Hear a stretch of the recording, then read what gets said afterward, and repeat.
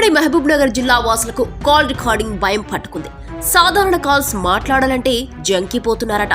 ఎక్కడ call record చేస్తారో అనే భయంతో వాట్సాప్ కాల్స్ మాత్రమే అటెండ్ చేస్తున్నారట. కింది స్థాయి నేతల నుంచి ముఖ్య నేతల వరకు ఇదే వరస. రాజకీయ నేతల వాట్సాప్ కాల్స్ పై క్రైమ్ 9 టుడే స్పెషల్ స్టోరీ. గత ప్రభుత్వంలో కింది స్థాయి నుంచి పై స్థాయి నేతల ఫోన్లు రికార్డ్ అయ్యాయని తెగ చర్చ జరిగింది.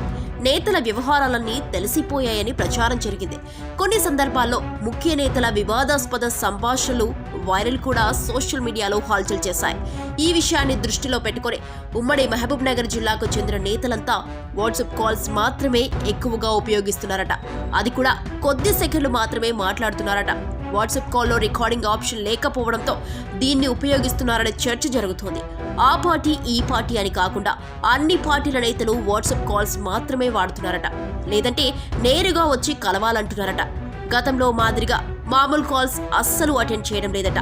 ఎదుటి వారు మాట్లాడే విధానానికి లోనై తప్పులు మాట్లాడితే దొరికిపోతామనే భయం పట్టుకుందట.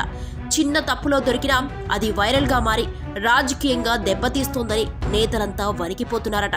అందుకే సాధారణ కాల్స్ అస్సలు లిఫ్ట్ చేయడం లేదట. ప్రస్తుతం ఈ భయం పెద్ద నాయకుల నుంచి చిన్న నాయకులు కూడా పాకింది. గల్లీ స్థాయి నాయకులు కూడా వాట్సాప్ కాల్సే అటెండ్ చేస్తున్నారంటే వీరికి సెల్ ఫోన్ కాల్ రికార్డింగ్ భయం ఎంత పట్టుకుందో అర్థం చేసుకోవచ్చు. రాజకీయ నేతల్లో పుట్టుకొచ్చిన ఈ భయంతో అన్నీ కలిసి వ్యవహారాలు మాట్లాడుతున్నారట. ఇదంతా చూస్తే కాల్ రికార్డ్తో తమ భవిష్యత్ ఏమవుతుందని పూర్తిగా భయపడిపోతున్నారట. ఏం జరిగినా పక్క రాష్ట్రంలో కాక దేశంలో కూడా కాల్ రికార్డ్ వ్యవహారంతో నాయకులు చోటా మోటా లీడర్లు వాట్సాప్కే పరిమితమవుతున్నారు. మరి ఈ వ్యవహారంతో ఏం జరుగుతుందో వేచి చూడాలి మరి.